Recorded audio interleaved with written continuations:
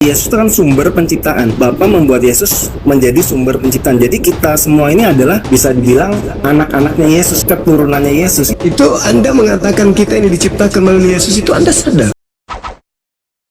Salam satu Tuhan.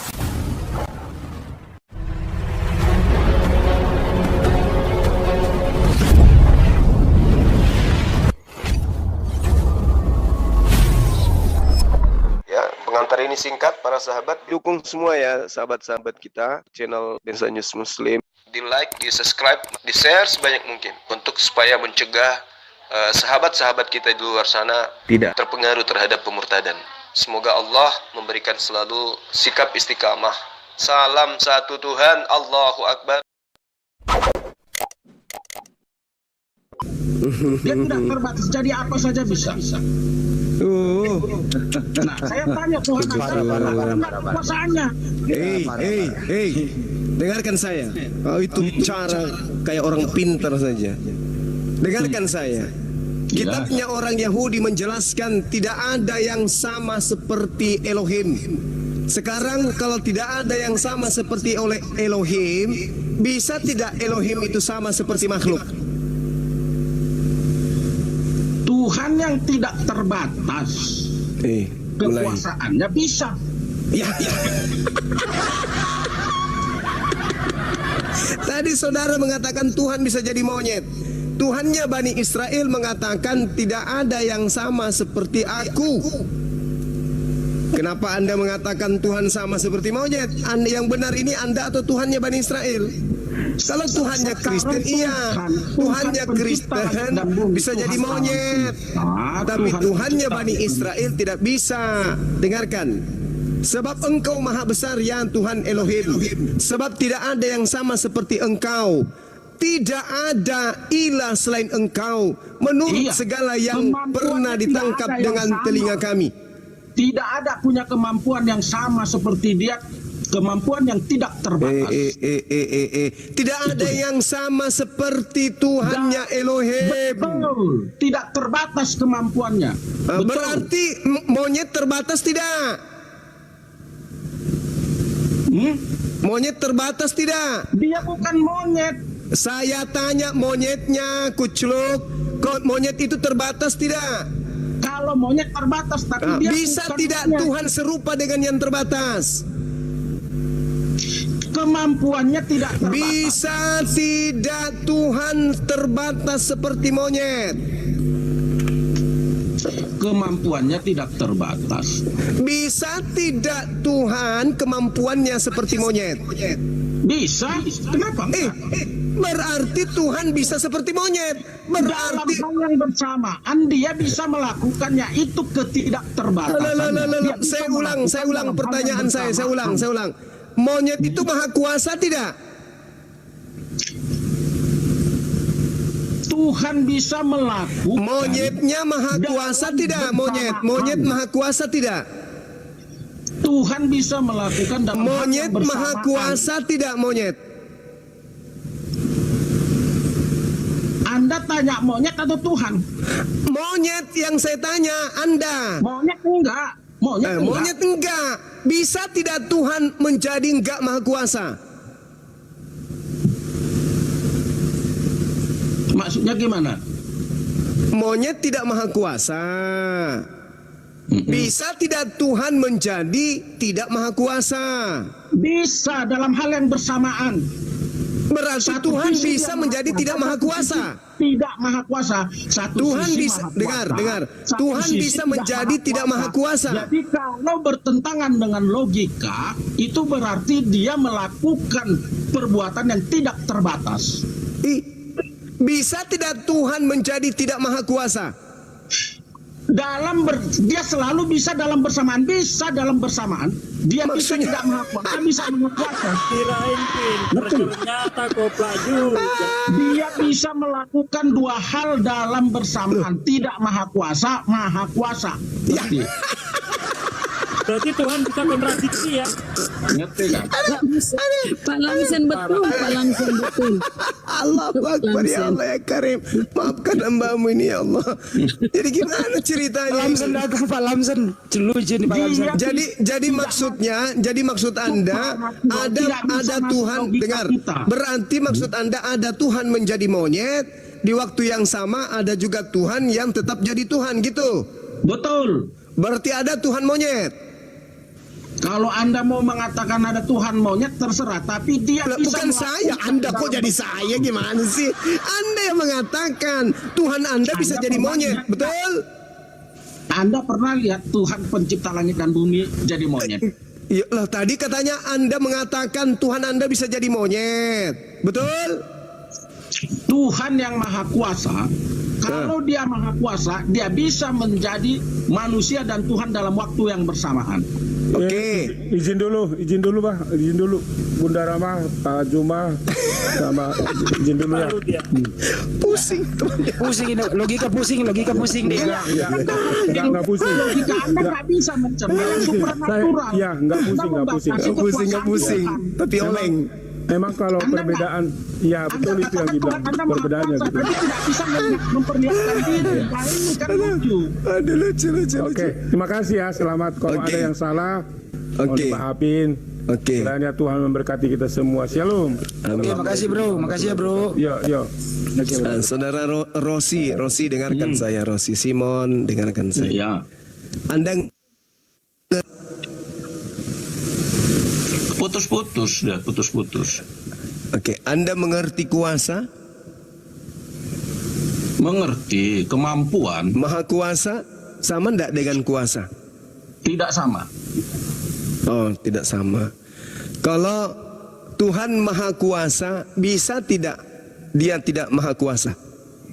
Bisa dari maha kuasa dalam hal yang dalam tempo yang bersamaan bisa. Katanya tadi maha.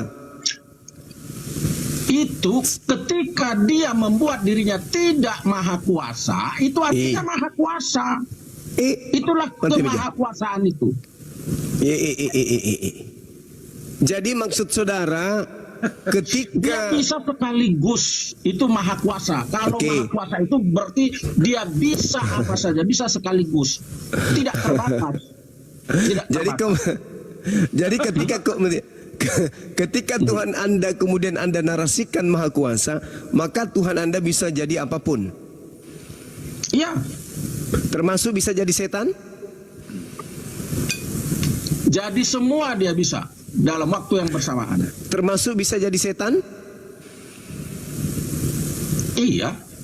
Berarti kalau Tuhan menjadi setan berarti kalau Tuhan Dalam menjadi waktu yang setan, bersamaan. iya. Setan itu kan dalam waktu. Nah, Jadi tidak kalau terbatas misal kekuasaannya. dengarkan. Bagaimana kalau ternyata yang masuk ke dalam Yudas itu adalah Tuhan Anda?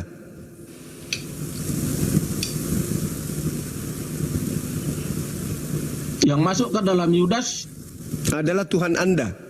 Waktu Yudas berkhianat. itu kan bagaimana kalau tidak? Kalau bagaimana, jangan bagaimana. Bagaimana kalau yang masuk sebenarnya ke Yudas itu adalah Tuhan Anda, yaitu iblis? Kan Anda mengatakan Tuhan Anda bisa berubah menjadi setan. Nah, bagaimana kalau ternyata Tuhan Anda yang masuk ke dalam Yudas? Bisa enggak? Bagaimana itu belum tentu. Ya, Sekarang saya tanya. Sekarang saya tanya, Tuhan Anda maha kuasa enggak gitu? Iya, Tuhan Anda maha kuasa jadi setan, kata Anda. Nah, supaya kemudian Yudas berkhianat, Tuhan Anda kemudian menjadi setan, merasuki Yudas. Bisa nggak? Pusing. Itu kan andai kan. Andai kan. Sekarang saya tanya, Tuhan Anda maha kuasa enggak gitu? Saya tanya, Tuhan Anda maha kuasa enggak? Jika Tuhan Anda maha kuasa, maka Tuhan Anda yang melakukan itu. Ya kan? Tuhan Anda maha kuasa enggak? ternyata maha kuasa itu bisa jadi iblis juga. Jangan mengolah angin jadi Tuhan gitu. Jangan mengolah angin jadi Tuhan. Angin jangan diolah jadi Tuhan. Allahu Akbar. Masya Kita Allah. bilang Tuhan Jadi maha kuasa, tapi yang kita olah angin jadi Tuhan gitu. Itu yang jadi Tuhan Anda itu menurut Anda karena dia maha kuasa, dia tidak bisa kemudian menjadikan sesuatu bisa menjadi sesuatu yang diharapkan selain begini, dia dengar karena dia punya saya Bang. kemampuan tidak Abang. terbatas, dia juga bisa membuat dirinya tidak setan, tidak berdosa, karena dia tidak punya kemampuan tidak terbatas. Begini Bang, gini. Ketika Jadi Tuhan jangan Anda mengolah menjadi angin setan, jadi apa Tuhan tuh? gitu? Ini yang Bang. saya dapatkan, mengolah angin jadi Tuhan. Ini yang repot. Ya, sekarang ketika Tuhan Anda menjadi setan, apa tujuannya? Dia nggak pernah jadi setan, nggak pernah. Kenapa Anda bisa mengatakan tidak pernah? Berarti tidak maha kuasa dong. Berarti tidak maha kuasa dong. Bukan tidak maha kuasa. Anda harus tahu. Terjawab.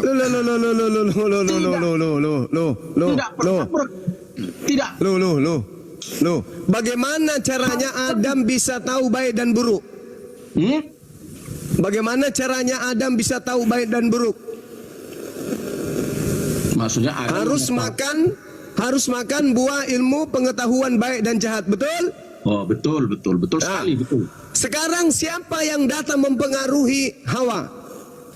Iblis. Bagaimana kalau itu ternyata Tuhan Anda?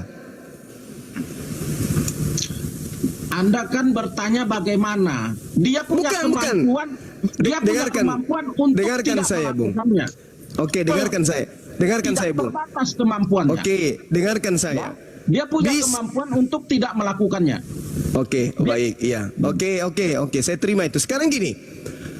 Ketika Adam hendak dicipta, tujuannya untuk berkuasa segala hal di atas muka bumi, dia harus menjadi pemimpin. Betul? Betul. Bisa tidak Adam menguasai bumi ini kalau Adam tidak tahu baik dan buruk? Bisa. Gimana sih? Bagaimana Adam bisa menguasai bumi kalau dia sendiri telanjang, tidak tahu dirinya telanjang? Itu kan penafsiran Anda. Loh.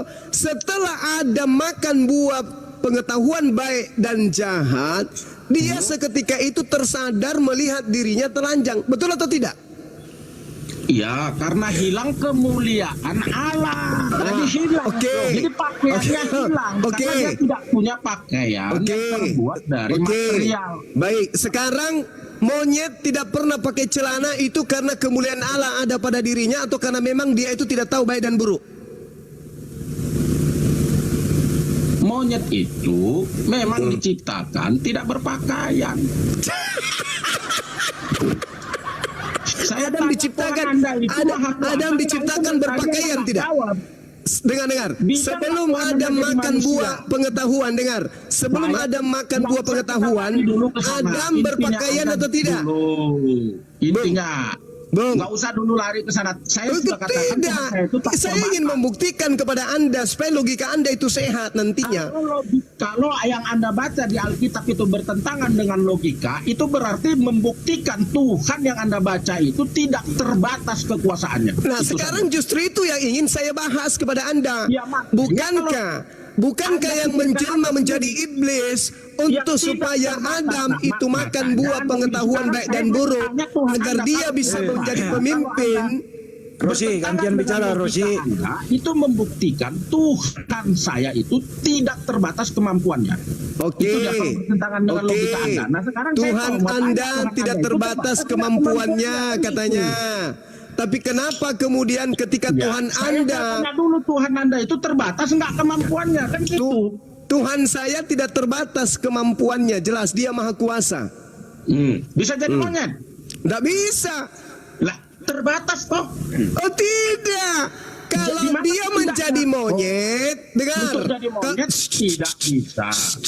Kalau dia menjadi monyet, berarti dia tidak maha kuasa lagi karena sudah menjadi monyet. Terbatas. Untuk jadi monyet terbatas kemampuan, kan begitu?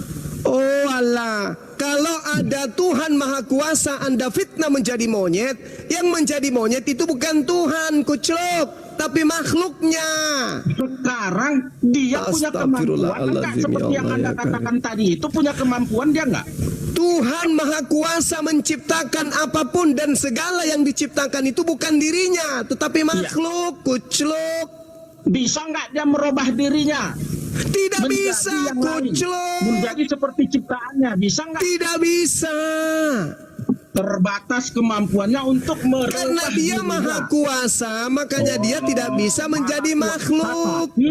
Tapi Cukup tidak dia bisa, menciptakan. gitu ya. Kalau dia menginginkan juru selamat dari monyet, dia ciptakan monyet. Kalau iya. dia menginginkan juru selamat kepada manusia, dia Jadi menciptakan di situ manusia. letak keterbatasan, Bukan dia kan menciptakan dirinya, kucluk. Iya, makanya dia terbatas kemampuannya, kan begitu? Loh, bagaimana ceritanya? Tuh, dengarkan saya. Oke, baik. Oke, baik. Dengarkan saya ya. Dengarkan. Saya dengar, saya tahu. Oke, Ini sekarang baik. saya balik. Oke. Seperti apa yang Anda katakan tadi, itu saya balik ke Anda Baik. gitu. Kenapa Anda mengatakan bahwa Tuhan itu bisa menjadi manusia? Apa sebabnya? Oh, kalau Anda mau tanya apa sebabnya, Iya. itu dia sebabnya dia menjadi manusia, dia Iya. ingin menyelamatkan manusia karena Oke. manusia ini sebenarnya anaknya. Oke. Baik, saya ikuti kegilaan Anda. Oke. Bisa tidak Tuhan menciptakan manusia sebagai juru selamat? Anda mau membuat Tuhan terbatas atau bagaimana? Saya tanya, bisa tidak Tuhan menciptakan manusia sebagai juru selamat manusia? Bisa tidak? Saya kan sudah terangkan tadi. Kalau Kok Anda jadi enggak? Kenapa Anda tidak bisa jawab? Berarti kenapa Anda tidak bisa jawab? Tuhan tidak terbatas. Kenapa Anda tidak bisa jawab? Saya jawab tanya, dulu itu, bisa jawab. tidak Tuhan yang maha kuasa menciptakan manusia untuk menyelamatkan manusia? Bisa tidak? Bisa. Bisa. Bagus. Oke, bisa ya? Bisa. Bisa tidak Tuhan membuat Maria hamil tanpa suami? Bisa. Bisa tidak Tuhan menciptakan manusia tanpa ayah? Bisa. Bisa tidak Yesus tercipta tanpa ayah? Bisa, karena Bisa. dirinya sendiri. Udah selesai. Udah. Berarti Yesus itu adalah ciptaan sebagai juru selamat kepada Bani Israel. Betul atau tidak? Dia bisa, Tuhan bisa membatasi dirinya dalam ruang dan waktu. Ngaco lagi di sini. Bukan, jangan ke situ. Jangan ke situ. Terbatas kemampuannya. Dengarkan. Yesus mengatakan, aku datang bukan atas kehendakku sendiri. Berarti yang datang sebagai manusia itu bukan Tuhan, bukan yang maha berkehendak. Nah, sekarang pertanyaannya, apapun yang Anda baca, jika bertentangan dengan logika Anda, berarti itu membuktikan Tuhan tak terbatas. apakah Tuhan mampu menciptakan Yesus tanpa ayah? Apapun yang Anda baca, yang bertentangan dengan logika itu membuktikan Oke. Tuhan tak terbatas. Oke, Nah, bisa tidak Tuhan menciptakan manusia tanpa ayah, tanpa ibu? terbatas enggak? Bisa Kalau tidak Tuhan Tuhan itu terbatas enggak? berkuasa tidak Tuhan Sekarang saya tanya, berkuasa kalau tidak Tuhan Tuhan seperti itu, menciptakan kemampuannya manusia tanpa terbatas ayah, tanpa enggak? ibu? Anda, saya katakan dia punya kemampuan tidak terbatas. Jika Oke. Anda Berarti Tuhan memikirkan berkuasa, tidak terbatas. berarti Tuhan berkuasa menciptakan manusia tanpa ayah, tanpa ibu, betul? apapun yang bertentangan dengan logika Anda itu membuktikan Tuhan tak terbatas. Sekarang saya tanya, Tuhan Anda terbatas enggak kemampuannya? Itu Kemampuan Tuhan saya tidak terbatas sehingga dia mampu menciptakan manusia tanpa ayah. Dia mampu menciptakan manusia tanpa ibu. Bahkan Tuhan saya berkuasa menciptakan manusia tanpa ayah, tanpa ibu. Bagaimana dengan Tuhan Anda? mampu nggak dia menjadi manusia? Ini saya Tidak bisa. Kalau dia mau manusia, dia tinggal menciptakan manusia. kan begitu. Eh. Berarti terbatas. Tidak bisa. Memang Tuhan itu maha kuasa. Cukup kalau seperti itu cukup. Oke, sekarang saya balik. Sabar, Andi, sabar. Sekarang gantian. Yang lain diam. Gantian Pak. Bisa tidak Tuhan menciptakan manusia tanpa ayah dan ibu? Ngomong terus dia. Kabur dia. Nah, inilah teman-teman Kristen yang masih bisa diwaraskan. Tolong simak tadi diskusi ini. Katanya Tuhan kalau tidak bisa menjadi monyet, berarti Tuhan itu tidak maha kuasa. Betul. Dia menganggap Tuhan itu selevel siluman. Jadi Tuhan itu dianggap selevel siluman. Kalau makhluk jelmaan. Kalau kemudian dia sembahannya tidak bisa menjadi siluman ayam, tidak maha kuasa. Tidak bisa menjadi siluman manusia, tidak maha kuasa. Tidak bisa menjadi siluman pararang, tidak maha kuasa katanya. Dia tidak bisa mengerti apa itu maha kuasa. Tuhan itu maha pencipta. Yang dikatakan maha pencipta, ketika Tuhan ingin sesuatu, maka dia cukup mengatakan, maka itu jadi. Itu namanya maha pencipta. Di dalam Yesaya 55 nomor 11, Mazmur 33 nomor 9. Ketika Tuhan menginginkan sesuatu, maka Tuhan cukup menciptakan. Bukan dia yang menjadi ciptaan. Inilah yang Al-Quran katakan, ulaika hum syarrul bariyah. Seburuk-buruknya makhluk di atas muka bumi ini, makhluk yang paling buruk adalah orang-orang kafir. Oke, silakan dilanjut yang lain. Ya. Tanggapan Jo? Ya, maksud saya gini ya. Jadi Yesus kan memang ciptaan. Nah, semua yang ciptaan Allah itu harus diuji. Nah, bukan masalah apakah Bapa melanggar perintahnya sendiri, enggak. Tapi Allah ini mau tahu kesetiaan Yesus ini sampai di mana gitu loh. Karena Yesus ini kan, kenapa Yesus yang harus bertanggung jawab? Karena Yesus itu yang menjadi pemimpin. Di Wahyu kan arke. Yesus itu adalah pemimpin, sumber dan permulaan dari ciptaan Tuhan gitu. Oke, baik. Nah, jadi akibat kesalahan manusia ini karena pemimpinnya adalah Yesus, Yesus ini yang harus bertanggung jawab. Jadi seperti kita misalnya punya tim marketing nih, nggak mencapai nih target penjualan, yang diminta tanggung jawab itu kan leadernya, pemimpinnya. Nggak mungkin kita nyalain anak buah kita gitu loh. Jadi gini saudaraku, Anda mendudukkan Yesus itu sebagai orang yang dipilih Tuhan, kemudian sebagai jalan kebenaran dan hidup. Tetapi tolong direnungkan lagi.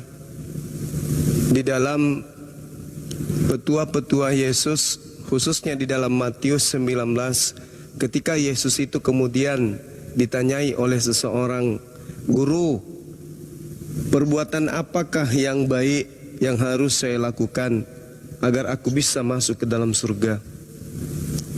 Yesus kemudian mengatakan, "Jangan kamu membunuh." Itu salah satunya. Jangan membunuh.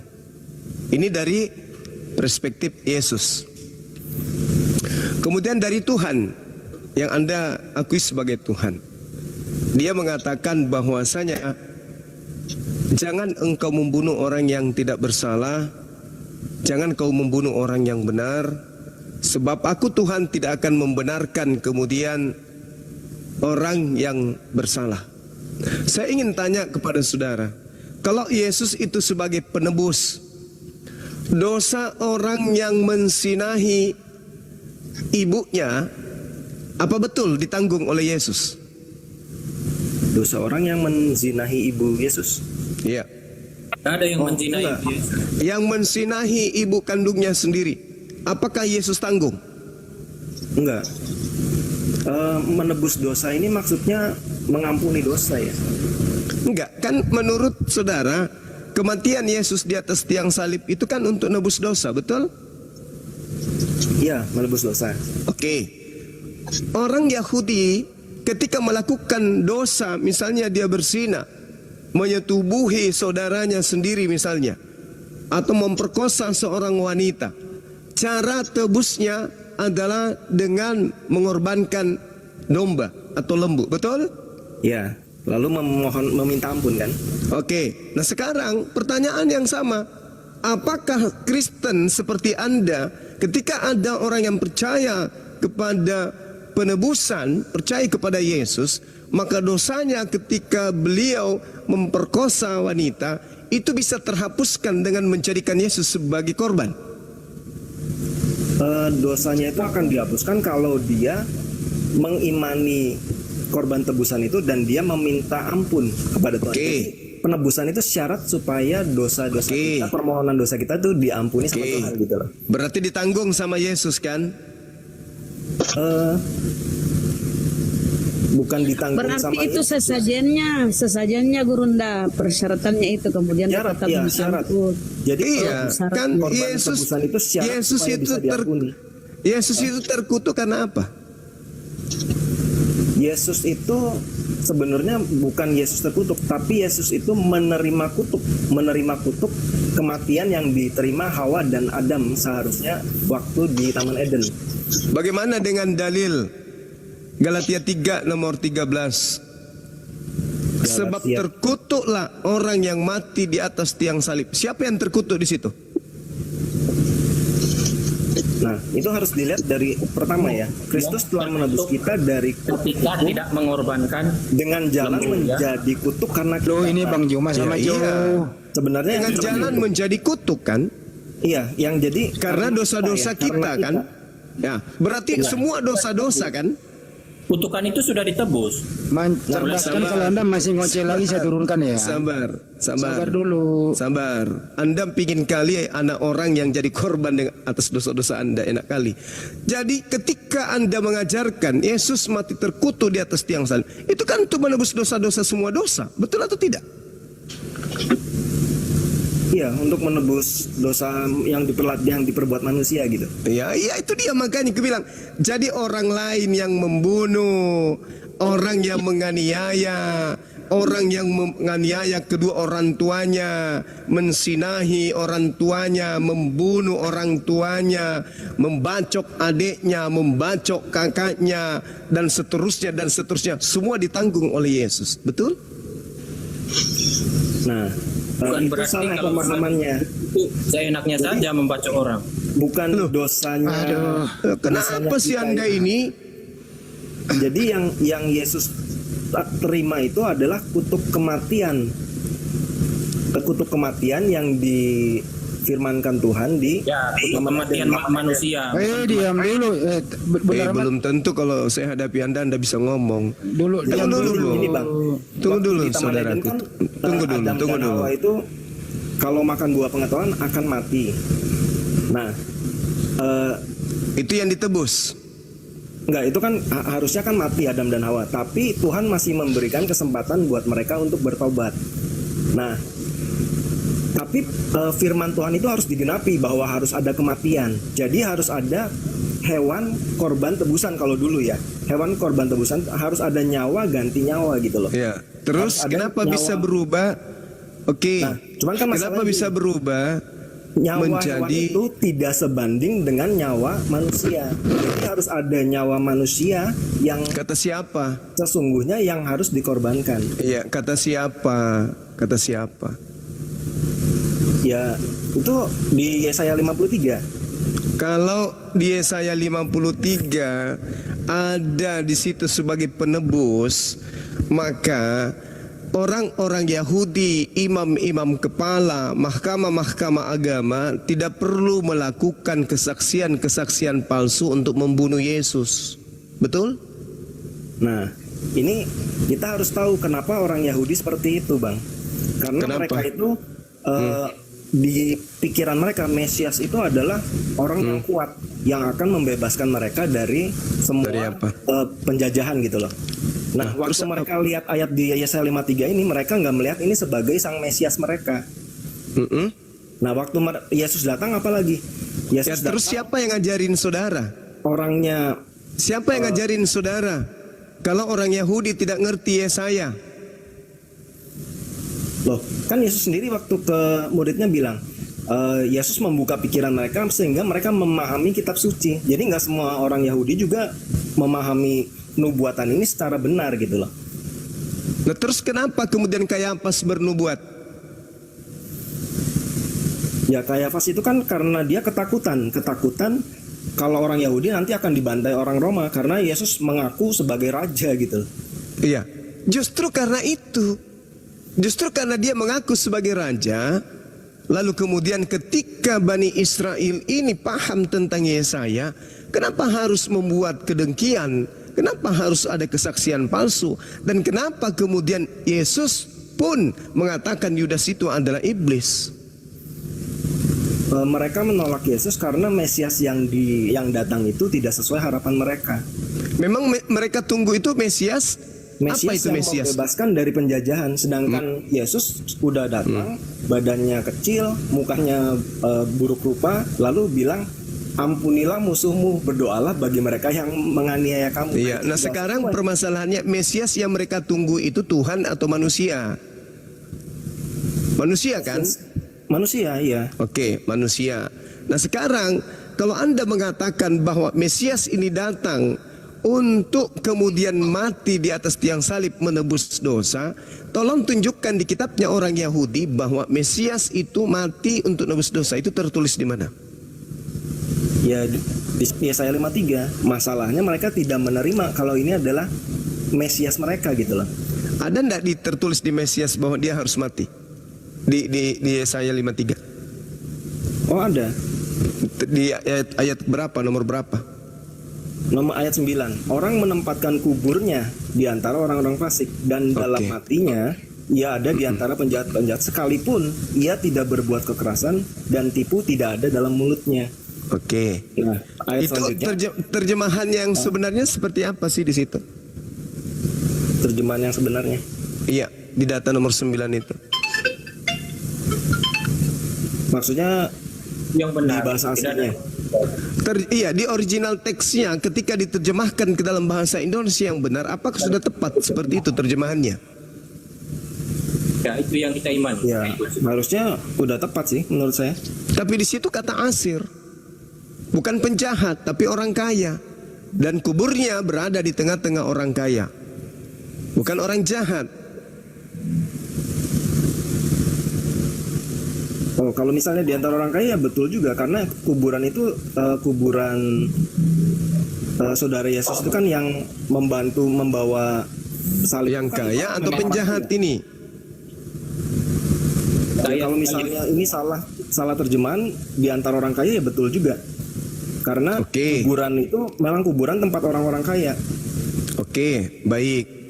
Nah sekarang kalau dikatakan bahwasanya Mesias itu datang, kecemburuan daripada orang-orang Yahudi itu karena melihat pengaruh Yesus, betul?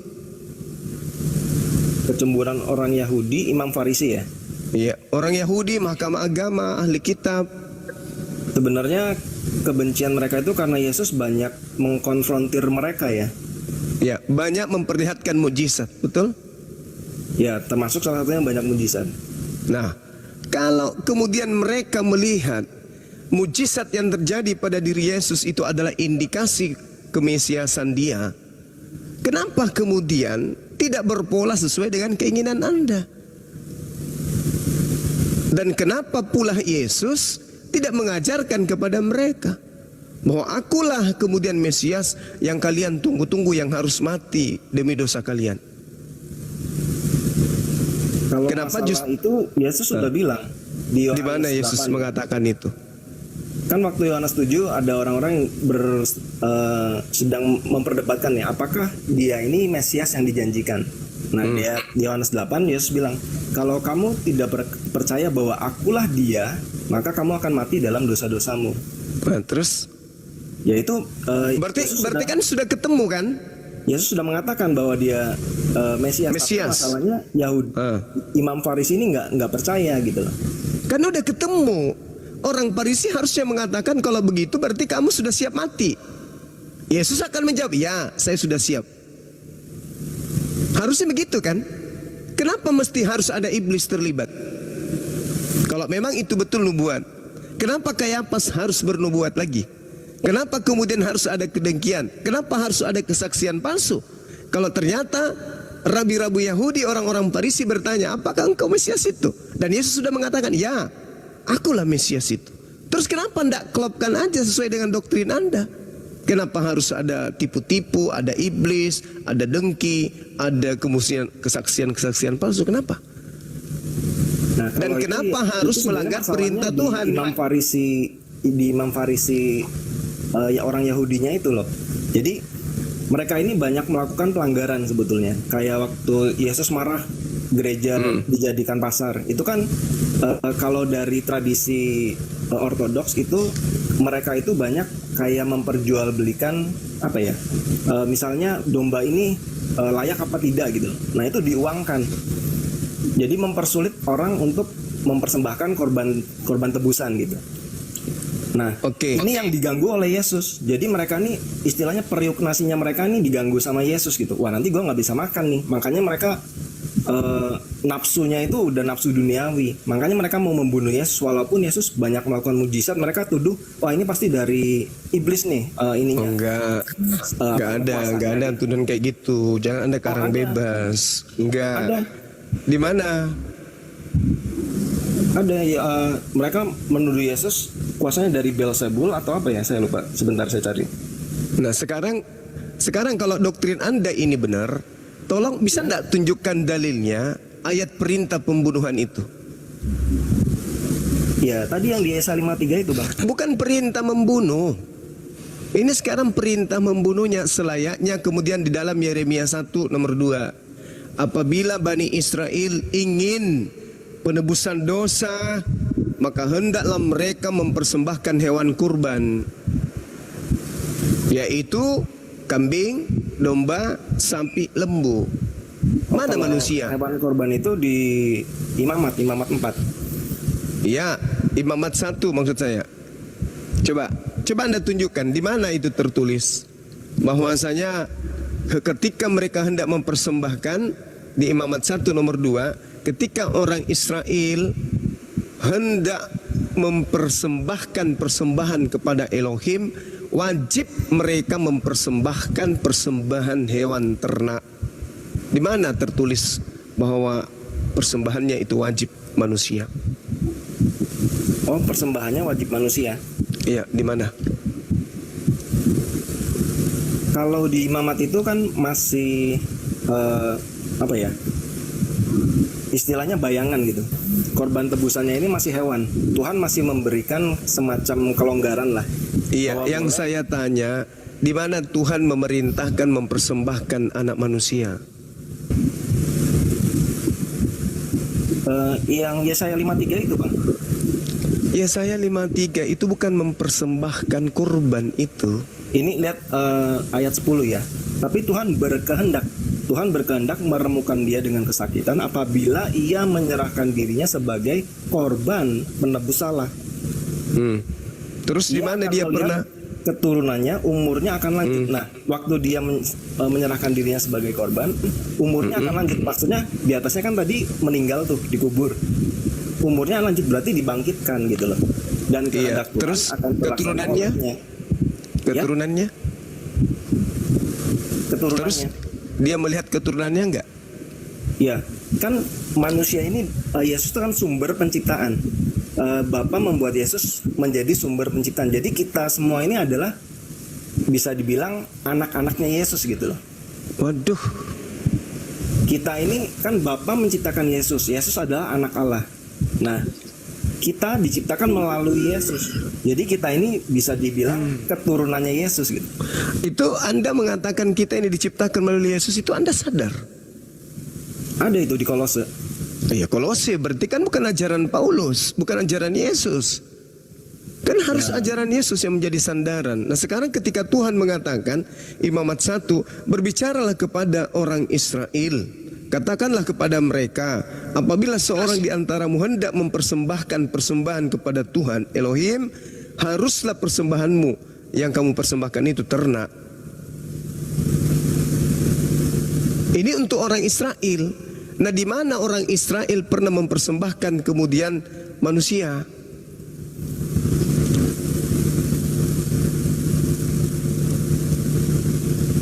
Ya, kalau orang Israel memang enggak. Nah, terus Kristen ini siapa? Nah, kalau Yesus ini kan penggenapan dari kitab Yesaya, Bang. Lah, orang Jadi ya, Israel Yesus aja satu-satunya nggak akan ada jadi lagi. Yesaya itu diperintahkan kepada untuk itu. Yesaya itu Anda harusnya baca dari Yesaya 51 supaya Anda tahu bahwa Yesaya menggambarkan tentang nasibnya Bani Israel secara menyeluruh. Itu berbicara mengenai hamba Tuhan yaitu Israel, keturunan Yakub, bukan berbicara mengenai satu oknum Yesus, bukan.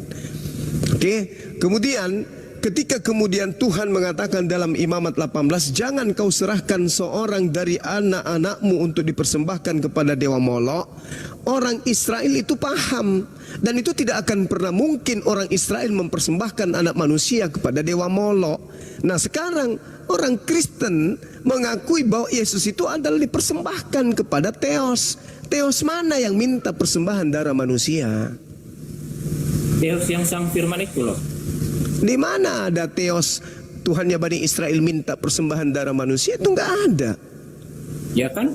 Ya karena Yesaya 53 Abang nggak percaya itu buat Yesus. Kalau saya Ya emang. percaya. Iya emang Karena itulah siapa lagi yang itulah Anda dikubur dengan embel-embel menjadi korban? asumsi Yesus keturunannya adalah kita. Ini asumsi dari mana lagi? Kan Yang dikatakan keturunan itu adalah darah daging dari istri kita, pengenapannya, ya. baru dikatakan keturunan. Kalau tidak itu gila namanya. Kan Masa kan pengenapan Anda hukum merasa keturunan Yesus sementara Yesus tidak punya bini? Ya, kan bukan keturunan pengenapan secara dari daging, Tuhan ya? itu adalah Bukan sang keturunan firman itu secara yang daging. menjadi Lalu dari manusia. konsep mana lagi Anda temukan ada keturunan secara apa? Secara tetangga. Ya karena Abang nggak percaya Kolose itu firman. Loh, bagaimana ceritanya saya mau percaya Kolose itu firman sementara Yesus sendiri tidak mengenal yang menulis Kolose itu? Ya kalau misalnya seperti itu kita berbeda ya Ya pembicaraannya. jelas memang kita berbeda. Memang berbeda kita. Anda kemudian mendudukkan manusia mulia sebagai korban layaknya hewan. Keliru Anda di situ. Bahkan Tuhan Kan murka. pengenapan dari hukum Ya Taurat itu sendiri. penggenapan kitabnya Digenapi, ya. orang. Nggak ada hubungannya kalian dengan kitabnya Yahudi.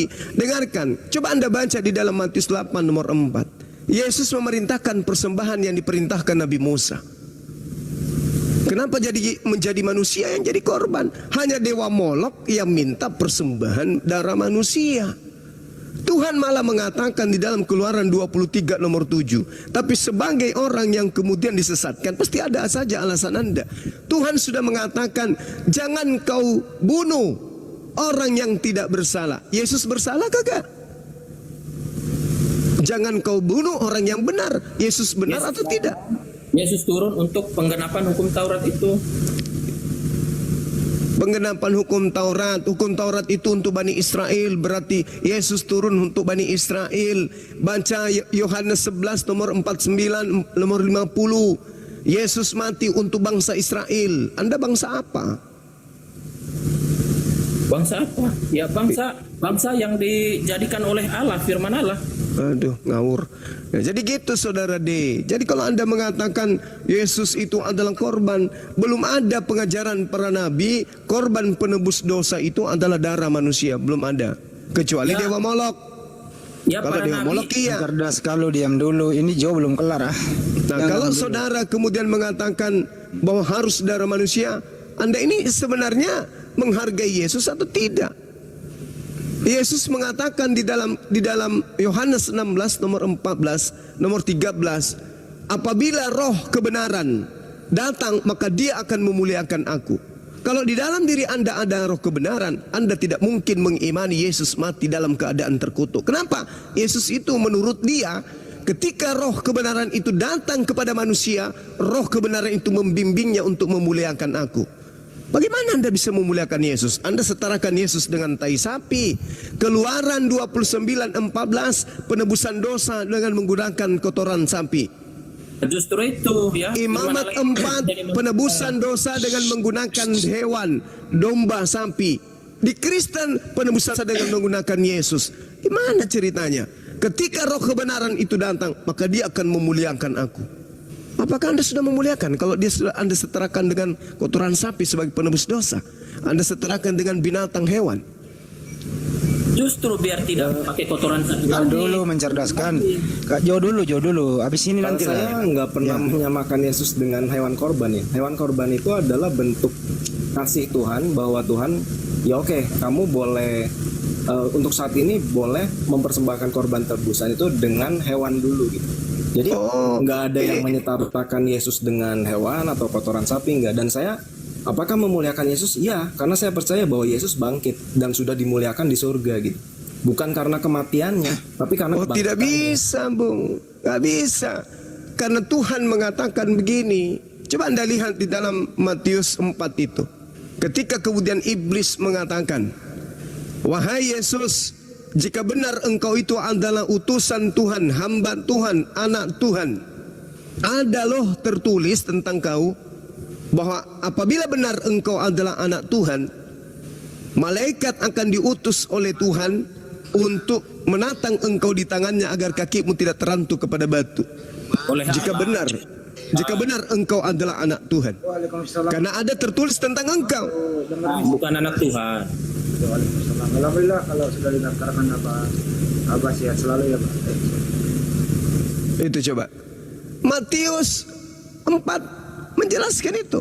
Wahai Yesus, buanglah dirimu dari sini ke bawah, sebab ada tertulis, jika benar engkau adalah anak Tuhan, maka Tuhan akan mengirim malaikat agar kakimu tidak terantuk kepada batu. Dibilangin anak Allah, bukan anak Tuhan. Aduh. Anak Allah nenekmu, kiper. Dari mana kau curi kata Allah? Nggak ada kata Allah di Bibelmu, bro. Udahlah, diam dulu kau. Umat penghujat. Ada tuh. Lu diam dulu. Lu nanti berhadapan sama gua. Biar banyak Allah edukasi itu dulu. Tuhan, Allah itu nama Tuhan di dalam ajaran agama Islam. Jangan kau bawa-bawa. Udah kau mirip anak setan juga kau nyesat. Diam dulu, jangan. maksudnya ayat ini Lu kalau masih cerewet saya turunkan ya. belum paham saya. Iya kan begini saudaraku, di dalam Matius 4, iblis itu kan Anda tahu sendiri, iblis itu banyak mengetahui rahasia Tuhan. Kenapa? Karena mereka itu tadinya adalah malaikat yang suci yang taat kepada Tuhan. Kan gitu. Iya kan? Berarti malaikat ini mengetahui rahasia-rahasia gaib yang manusia nggak tahu. Iya. Maka ketika kemudian dia datang, Yesus memproklamirkan dirinya bahwa dia adalah anak Tuhan, maka iblis datang mencobainya. Kata iblis kepada Yesus, jika engkau Allah, bukan anak Tuhan. Aduh. ini kalau kau sehat, ini menghujat kitab kau ini kepada Tuhan kami umat Islam. Sebenarnya untungnya kami itu rahmat untuk semesta alam. Kalau tidak sudah kutebas leher kau. Ini kau menghujat. Benarkah engkau adalah anak Allah? Apa pula? Apa pula nenekmu kiper? Makanya kau jangan kebanyakan coli. Otakmu nggak berfungsi. Bunda Rama, dari tadi saya beri peringatan ini anak turunin. Nggak waras. Ini penghinaan kepada Islam ini. Tidak ada kata Allah itu di gereja, nggak ada. Dari Bible itu nggak ada. Nggak ada. Di sini sebenarnya adalah anak Theos. Kalau di Indonesia kan anak Tuhan. Kok larinya ke Allah?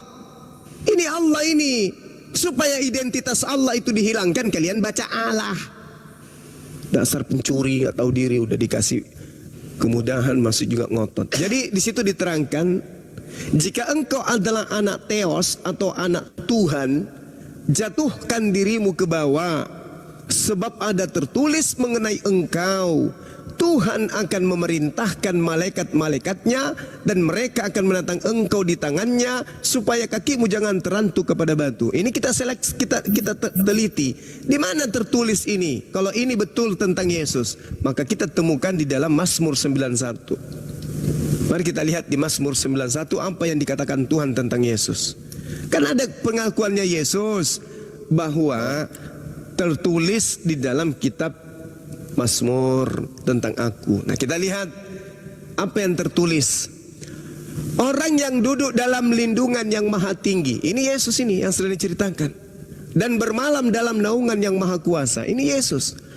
Akan berkata kepada Tuhan, Tuhan tempat perlindunganku. Coba Anda lihat. Sepanjang Yesus hidup, dia selalu minta perlindungan kepada Bapa. Ya Bapa, ya Bapa, ya Bapa, ya Bapa. Akan berkata kepada Tuhan, tempat perlindunganku dan kubu pertahananku, ilahku yang kupercayai. Sungguh dialah yang akan melepaskan engkau dari jerat perangkap burung, dari penyakit sampar yang busuk. Dengan kepaknya ia akan melindungi engkau, di bawah sayapnya engkau akan berlindung. Kesetiaannya adalah perisai dan pagar tembok. Engkau tidak usah takut terhadap kedahsyatan malam, terhadap panah yang terbang di waktu siang, terhadap penyakit sampar yang berjalan dalam gelap, terhadap penyakit menular yang mengamuk di waktu petang. Walau 1000 orang rebah di sisimu dan 10.000 di sebelah kananmu, tetapi ia tidak akan menimpamu. Engkau hanya menonton dengan matamu sendiri dan melihat pembalasan terhadap orang fasik. Ini coba kita lihat. Engkau, kalau Yesus itu adalah anak Tuhan atau hamba Tuhan atau kekasih Tuhan, maka kita bisa mentafsirkan Yesus hanya menonton dengan matanya ketika kemudian Tuhan melakukan pembalasan kepada orang yang fasik. Sebab Tuhan adalah tempat perlindunganmu yang maha tinggi. Telah kau buat tempat perteduhanmu, malapetaka tidak akan menimpa engkau, dan tulah tidak akan mendekat kepada kemahmu. Sebab malaikat-malaikatnya akan diperintahkannya kepadamu untuk menjaga engkau di jalanmu. Mereka akan menatang engkau di atas tangannya, supaya kakimu jangan terantuk kepada batu. Ini tadi yang iblis katakan. Wahai Yesus, jika engkau betul adalah anak Tuhan, dalam hal ini adalah hamba Tuhan, kekasih Tuhan, orang yang saleh, orang yang intim kepada Tuhan, maka Tuhan akan menjadi perlindunganmu. Penyakit sampar tidak akan menyentuhmu, ular tedung tidak akan menyakitimu, penyakit menular tidak akan menyentuhmu. Sebab Tuhan adalah tempat perlindunganmu yang maha tinggi. Kau buat tempat perteduhanmu, malapetaka tidak akan menimpa kamu, dan tulah tidak akan mendekat ke kemahmu. Sebab malaikat-malaikat akan diperintahkannya kepadamu untuk menjaga engkau di segala jalanmu. Mereka akan menatang engkau di atas tangannya, agar kakimu tidak terantuk kepada batu. Singa dan ular tedung akan kau langkahi. Engkau akan menginjak anak singa dan ular naga. Sungguh hatinya melekat kepada aku, maka aku akan meluputkannya, aku akan membentenginya, sebab ia mengenal namaku. Siapa itu? Yesus, namamu yang kau berikan kepadaku. Bila ia berseru, aku akan menjawab. Yesus selalu berseru, ya Bapa, ya Bapa, ya Bapa, dipermuliakanlah namamu. Bila ia berseru kepadaku, aku akan menjawab. Aku akan menyertai dia dalam kesesakan. Aku akan meluputkannya dan memuliakannya. Dengan panjang umur akan kukenyangkan dia, dan akan kuperlihatkan kepadanya keselamatan daripadaku. Ini untuk siapa? Untuk Yesus. Jadi bagaimana mungkin kemudian orang-orang kafir, orang-orang fasik, pembohong-pembohong, iblis termasuk, bisa mencelakai Yesus? Sementara dia adalah anak Tuhan, kekasih Tuhan, hamba Tuhan, anak yang soleh, anak yang intim. Dia adalah muslim yang taat. Bagaimana mungkin kemudian Tuhan membiarkan? Makanya di dalam Matius 4 nomor 6, iblis datang mencobai Yesus. Wahai Yesus yang hebat, yang membangkitkan orang mati, yang membuat orang buta melihat, yang membuat orang lumpuh berjalan, aku ingin menguji engkau. Jika benar engkau adalah anak Tuhan, engkau utusan Tuhan, engkau Mesias, maka coba kamu buktikan, loncat ke bawah dari bumbungan bait suci ke bawah. Bisa enggak? Karena ada tertulis tentang engkau. Kalau ada tertulis tentang engkau, bahwa Tuhan akan mengirim malaikat untuk menatang engkau di tangannya agar kakimu tidak terantuk kepada batu, maka betullah apa yang tertulis di dalam Mazmur 91 tentang Yesus. Dia tidak akan mendapatkan musibah, jatuh, ditimpa kemudian, atau apapun itu yang terjadi. Tidak akan. Apalagi menjadi tumbal. Makanya Al-Quran mengatakan di dalam surah An-Nisa ayat 158 bahwa Allah subhanahu wa ta'ala kemudian mengangkat beliau. Barrafa'ahu Allahu ilaihi wa kana Allahu azizan hakiman. Tetapi Allah telah mengangkat Isa ke hadiratnya. Allah maha perkasa, maha bijaksana. Allah kemudian menyelamatkan nabinya yang terkasih. Menyelamatkan. Lalu Anda coba baca apa yang tertulis di dalam Amsal 21 nomor 18. Kita lihat di sana. Terekam dengan sangat jelas bagaimana kemudian Tuhan menggantikan apa yang terjadi terhadap Yesus dan terhadap yang menggantikan. Orang fasik dipakai oleh Tuhan sebagai tebusan bagi orang yang benar, dan pengkhianat sebagai pengganti orang yang jujur. Ini kitabnya orang Yahudi yang mengatakan itu. Sorry, Amsal berapa bang? Amsal 21 nomor 18. Ini jelas ini. Jadi Yesus itu tidak mungkin dibunuh. Yesus itu diselamatkan oleh Allah. Yesus itu adalah manusia yang kemudian Allah katakan terkemuka di dunia dan akhirat. Tidaklah mungkin kemudian orang yang terkemuka pilihan Tuhan menjadi tumbal bagi orang-orang pendosa. Tak mungkin. Saudara lihat kemudian bagaimana Romawi, penyembah-penyembah dewa Zeus, penyembah-penyembah kemudian Molok, penyembah matahari, masakan dosa-dosanya diterima, dihapuskan dengan menjadikan Yesus sebagai tumbal. Coba Anda lihat di dalam Roma 14 nomor 9, surat yang ditulis oleh Paulus kepada orang Roma, pemakan babi, orang tidak bersunat, penyembah dewa-dewa, penyembah roh-roh. Dikatakan oleh Paulus kepada mereka, wahai orang Roma, apabila mulutmu berkata Yesus itu adalah Tuhan, maka engkau diselamatkan. Enak kali. Mereka goyim, mereka tidak pernah menyembah Tuhan. Kemudian begitu dia percaya Yesus adalah Tuhan, kemudian diselamatkan karena dia mati di atas tiang salib. Apa betul seperti itu? Di dalam Roma 10 nomor 9, jika engkau berkata dengan mulutmu bahwa Yesus itu adalah Tuhan, maka engkau diselamatkan. Kemudian Roma 14 nomor 9, untuk itulah Yesus mati supaya dia dibangkitkan agar dia menjadi Tuhan bagi kita. Enak kali. Bukan masalah ini benar atau tidaknya, tetapi Tuhan akan membalaskan. Dia katakan dalam Keluaran 23:7, aku Tuhan tidak membenarkan orang yang bersalah, sebab aku Tuhan tidak akan pernah menerima orang yang bersalah. Kok orang bersalah ditebus dengan menggunakan orang yang jujur, sementara Tuhan mengatakan orang fasik dipakai sebagai tebusan bagi orang yang benar. Sekarang pertanyaannya, apakah Yesus itu orang benar? Orang benar. Dan pengkhianat sebagai ganti orang jujur. Apakah Yudas ini ada pengkhianat? Pengkhianat. Mari kita buktikan. Kita buktikan sederhana sekali, Bung. Ini terakhir dari saya. Ketika Yesus dikatakan Yesus melepaskan jubahnya, tertulis di dalam kitab saudara di Yohanes 13 nomor 4. Lalu bangunlah Yesus dan menanggalkan jubahnya.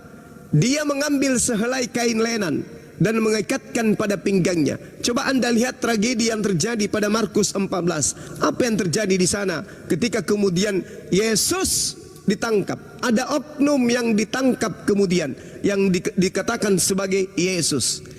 Ada seorang pemuda pada saat orang yang dikatakan Yesus ditangkap, ada seorang pemuda yang menggunakan kain lenan yang menutupi badannya kemudian mengikuti dia dari belakang. Lalu melepaskan kain lenan tersebut, lalu lari dengan telanjang.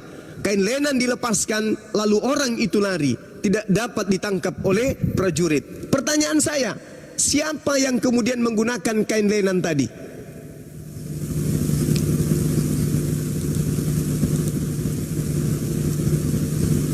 Ada pemuda, kan ada ditangkap nih. Kalau di Al-Quran kan memang ada penangkapan. Di Al-Quran mengatakan memang ada penyaliban. Betul, memang ada ditangkap. Ternyata setelah ada yang ditangkap, sejatinya tidak perlu lagi mencari yang lain, karena sudah ada yang ditangkap, yaitu Yesus katanya. Kenapa mengejar lagi orang yang menggunakan kain lenan? Biarkan aja. Toh yang diminta untuk dihakimi adalah Yesus, dan Yesus sudah ditangkap. Tapi kenapa harus mengejar orang yang menggunakan kain lenan? Di dalam Markus 14 coba Anda baca. Ada seorang pemuda yang menggunakan kain lenan, lari karena hendak ditangkap, dikejar hendak ditangkap, lari meloloskan diri. Siapa oknum yang menggunakan kain lenan tersebut? Yesus diberitakan Yohanes 13:4. Lalu bangunlah Yesus dan menanggalkan jubahnya. Ia mengambil sehelai kain lenan dan mengikatkannya pada pinggangnya. Ada oknum kemudian yang ingin ditangkap, melepaskan kain lenan lalu kabur. Itu siapa? Markus 14 nomor 51, nomor 51, nomor 52. Ingat, nomor 50-nya, semua murid Yesus lari meninggalkan Yesus. Catat itu, Bung. Semua murid Yesus lari meninggalkan Yesus. Ketika penangkapan semua Lalu siapa lagi yang ada di belakangnya orang yang kemudian dianggap Yesus? Itu siapa? Lalu semua murid Yesus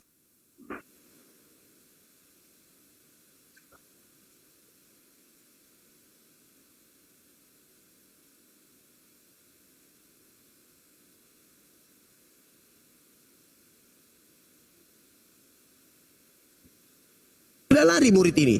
Tapi ada lagi yang mengikuti dari belakang dengan menggunakan kain lenan. Ini siapa? Siapa yang tadinya menggunakan kain lenan? Kalau ada selain Yesus, saya berhenti menjadi apologet. Hanya Yesus yang diberitakan di dalam Yohanes 13 nomor 4 yang menggunakan kain lenan. Maka benarlah apa kata Allah. Allah mengangkat, menyelamatkan Nabi Isa alaihissalam dengan diangkat ke langit. Begitu juga ketika Mazmur 91 mengatakan, aku akan kenyangkan engkau, dengan panjang umur akan ku kenyangkan engkau, akan ku perlihatkan kepadamu keselamatan. Lalu dikatakan, engkau hanya menonton dengan matamu sendiri dan melihat pembalasan terhadap orang yang fasik. Siapa yang fasik tadi?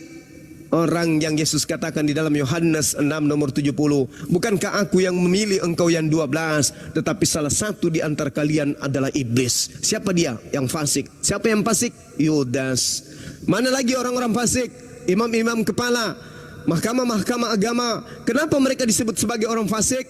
Karena mereka kemudian membuat kesaksian-kesaksian palsu demi untuk menangkap dan membunuh Yesus. Makanya Pilatus mengatakan, Pilatus mengatakan bahwasanya mereka melakukan penangkapan dan pembunuhan terhadap Yesus karena dengki. Bisa kita lihat dalam Matius 27 nomor 18. Pilatus berkata, memang saya mengetahui bahwa mereka menyerahkan Yesus karena mereka dengki kepada Yesus. Apa mungkin orang-orang dengki ini diselamatkan? Apa mungkin orang-orang yang kerasukan setan dengan membuat kesaksian palsu ini diselamatkan? Dengan mengorbankan orang yang jujur, dengan mengorbankan orang yang benar. Itu tidak mungkin. Tuhan itu maha adil. Tuhan itu maha adil. Oleh karena itulah kemudian kami Islam sangat memuliakan beliau. Satu-satunya agama yang kemudian memuliakan beliau dengan menghindarkan beliau dari sikap yang terkutuk, karena dia diselamatkan oleh Allah, diangkat ke langit. Begitu juga Mazmur 91. Engkau hanya menonton dengan matamu sendiri, melihat pembalasan terhadap orang-orang fasik. Itu, silakan. Ya, cukup panjang nih saya menanggapinya. Silakan. Ya, begini. Jadi memang itu sudah digenapi ya. Maksudnya Tuhan akan melindungi Yesus dari penyakit sampar, dari musibah. Kan itu dari lahir Yesus memang dikejar-kejar untuk dibunuh gitu. Lalu waktu Yesus melakukan mujizat, menyembuhkan orang kusta, penyakit-penyakit, itu Yesus sama sekali tidak kena penyakit. Jadi Tuhan memang melindungi gitu. Tapi saya juga nggak bisa nggak bisa menutup mata bahwa ada firman Tuhan bahwa Tuhan juga menetapkan Sang Mesias ini akan menjadi korban penebus salah gitu maksudnya. Nah. Jadi ya kembali lagi mengenai masalah penebusan dosa ini. Kalau yang yang tadi Lenan ada orang muda, itu kan sebenarnya nggak bisa dijadikan patokan bahwa orang ini yang diserupakan gitu maksudnya. Kan dia hanya berupaya menutupi Yesus dengan kain lenan itu gitu. Nah tapi kemudian karena dikejar oleh tentara Romawi, dia kabur melarikan diri karena takut ditangkap. Nah kalau ditanya siapa ya saya nggak tahu karena memang tidak dijelaskan di Alkitab gitu. Oke. Tadi kita lihat di Mazmur 91 dikatakan begini. Engkau akan senantiasa meminta perlindungan kepadaku. Karena itulah kemudian singa dan ular tedung akan kau langkahi dan engkau akan menginjak, sebab engkau senantiasa berdoa dan memohon. Kamu menjadikan aku sebagai batu perisai, sebagai perlindungan dan pagar tembok untuk kemudian melindungi. Nah, Yesus ini dikatakan bahwasanya dia senantiasa berdoa terkait dengan penyaliban. Di dalam Ibrani 5 nomor 7 pun diterangkan dengan jelas. Dalam hidupnya sebagai manusia, Yesus mempersembahkan doa dan permohonan dan ratap tangis dan keluhan kepada Sang Tuhan atau Dia, Tuhan yang sanggup menyelamatkannya dari kematian. Dan karena kesalehannya, coba, berarti dia benar kan? Dia anak Tuhan kan? Dalam arti kata hamba yang soleh. Taat, ya. Ya. Dan karena ketaatannya, kesalehannya, doanya telah didengarkan. Yesus berdoa untuk diselamatkan dari maut. Maka doanya dikabulkan. Dalam hidupnya sebagai manusia, ia telah mempersembahkan doa dan permohonan dengan ratap tangis dan keluhan kepada Dia yang sanggup menyelamatkannya dari maut. Dan karena kesalehannya, dia telah didengarkan. Alhamdulillah. Doanya didengarkan. Makanya kalau kita melihat secara telaah kritis, Bung, di dalam Lukas 22 misalnya nomor 16, Yesus berjanji tidak akan makan roti Paskah. Tidak akan pernah lagi, kata Yesus, saya tidak akan makan roti Paskah lagi kecuali nanti di kerajaan Allah. Nah, ternyata di dalam Lukas 24 nomor 30, waktu bangkit Yesus makan roti. Roti apa yang dimakan? Roti Paskah. Setelah dia bangkit kemudian. Artinya ini yang bangkit ini siapa? Jangan-jangan ini hanya bangkit dari pingsan sebagai pengganti. Karena Yesus dalam Lukas 22 berjanji tidak akan makan roti lagi. Itu yang pertama. Matius 26 nomor 29, Yesus berjanji tidak akan minum anggur lagi. Yesus tidak akan minum anggur lagi kecuali nanti di kerajaan Tuhan. Itu tertulis di dalam Matius 26 nomor 29. Nah, sekarang mari kita lihat yang disalib. Di dalam penyaliban Yohanes 19:30, Yesus minum anggur lalu mati. Nah, sekarang Yohanes 19:30. Oh, kalau itu kan dipaksa diminum ya. Nah, kalau dia sudah berjanji, Bung, apapun yang terjadi, dia tidak akan minum. Namanya katanya orang benar. Dia kan bukan orang fasik. Dia bukan orang munafik. Tapi faktanya dia minum. Lalu apa yang terjadi? Mati. Lalu yang di Ibrani 5 nomor 7? Itu yang kedua. Kemudian kalau kita melihat di dalam Amsal 11 nomor 8, orang benar diselamatkan dari kesukaran, lalu orang fasik menggantikannya. Coba Anda baca. Di mana? Amsal 11 nomor 8. Amsal 11 nomor 8. Siap. Semoga saya tidak keliru. Silakan Anda baca di sana. Orang benar diselamatkan dari kesukaran, lalu orang fasik menggantikannya. Oh. Yes. Inilah yang Al-Quran katakan. Mereka mengatakan membunuh dan menyalibnya, padahal mereka sesungguhnya tidak membunuhnya, melainkan orang yang dibunuh itu adalah orang yang diserupakan seakan-akan dia adalah Nabi Isa alaihissalam. Allah mengatakan itu dengan jelas. Wa qaulihim inna qatalnal masiha Isa bin Maryam Rasulullah wa ma qatalu wa ma salabu walakin syubbiha lahum. Mereka tidak membunuh, mereka tidak menyalibkan. Nah, inilah. Tetapi Allah mengatakan apa lagi?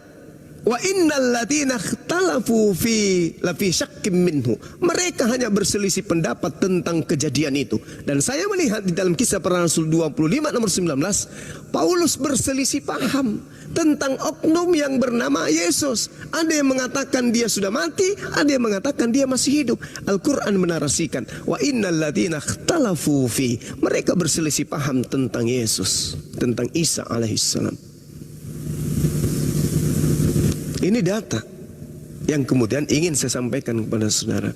Jadi kalau kami umat Islam, Al-Quran menerangkan begini, Bung, terkait dengan terkait dengan terkait dengan korban di umat-umat terdahulu.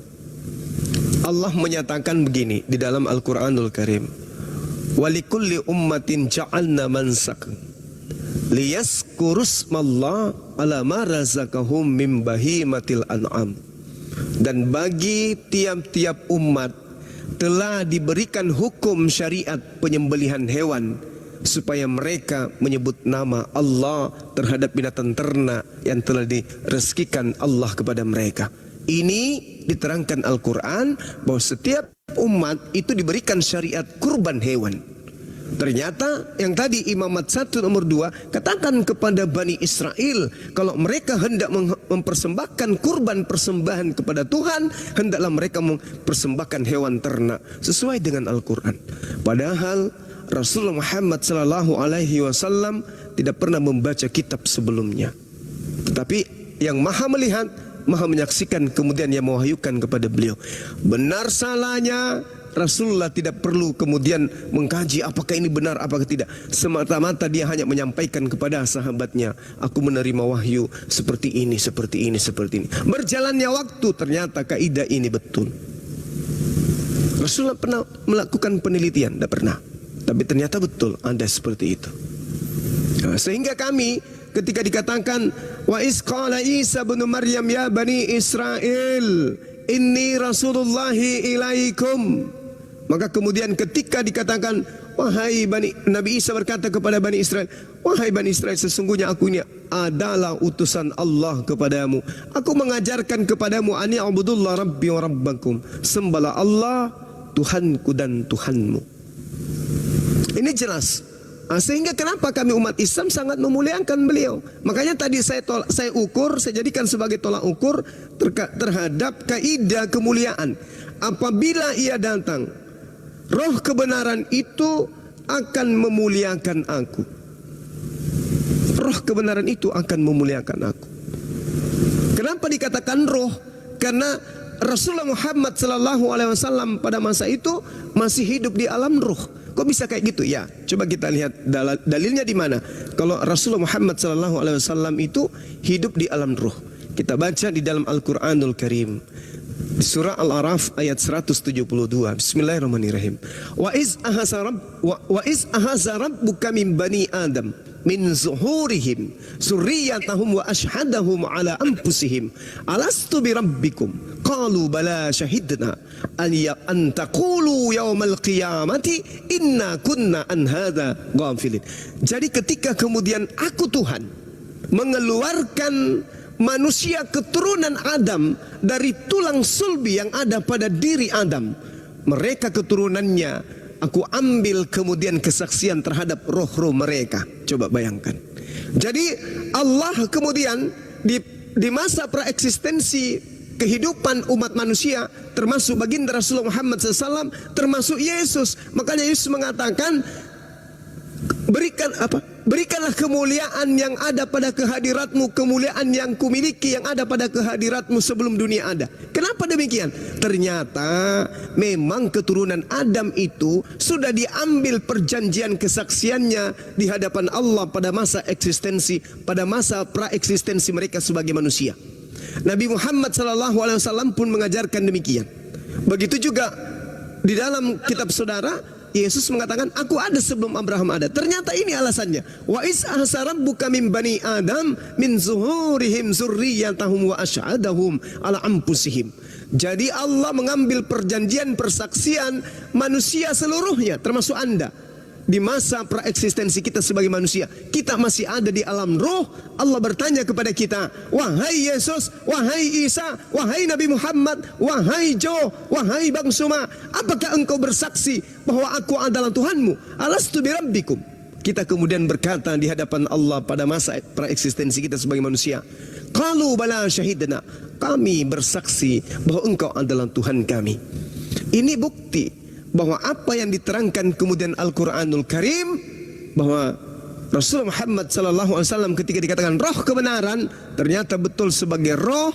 Dia memang pada masa itu karena dia belum diutus sebagai manusia, masih ada di alam roh.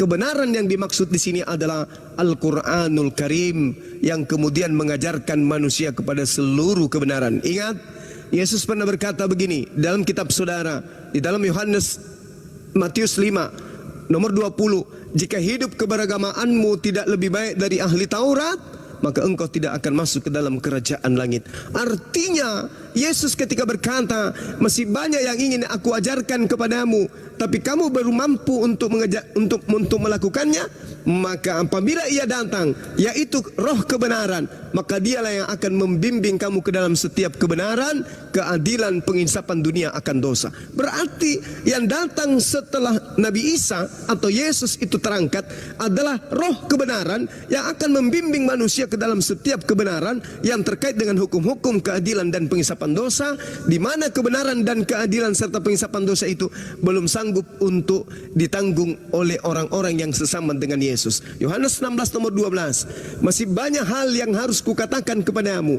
tetapi sekarang kamu belum sanggup untuk menanggungnya. Berarti ada ajaran berat, ada ajaran ribet, ada ajaran syarat, ada ajaran aturan yang lebih komplit yang kemudian belum diajarkan oleh Yesus, karena pada masa itu manusia Bani Israel belum sanggup untuk menanggungnya. Tetapi apabila roh kebenaran itu datang, dialah yang akan memimpin kamu kepada ajaran yang belum kuajarkan itu. Sekarang apa ajaran itu? Apa hukum itu? Itulah dia yang diajarkan kemudian oleh baginda Rasulullah Muhammad sallallahu alaihi wasallam. Sekarang mari kita lihat di mana baginda Rasulullah Muhammad sallallahu alaihi wasallam dikatakan sebagai roh kebenaran. Di mana itu tertulis? Pernahkah Rasulullah Muhammad SAW disebut sebagai roh kebenaran? Pernah. Wa katsalika auhayna ilaika ruhan. Demikianlah kami wahyukan kepadamu Nabi Muhammad ruh dengan perintah kami. Lalu kenapa dia dikatakan sebagai kebenaran? Karena dikatakan di ayat ini, wa innaka latahdi ila siratim mustaqim, dan sungguh engkau wahai Nabi Muhammad benar-benar membimbing manusia seluruhnya kepada jalan yang lurus, kepada jalan kebenaran. Nah, maka dari itu kemudian saya mengatakan kepada saudara, kalau Anda mengatakan Anda memuliakan Nabi Yesus, maka tertolak dengan sendirinya ketika Anda mengatakan dia harus menjadi kurban di atas tiang zalib. Na'udzubillah, tsumma na'udzubillah. Silakan.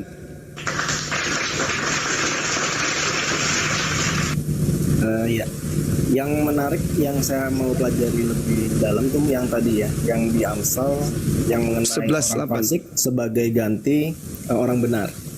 Nah itu saya mau coba pelajari dulu.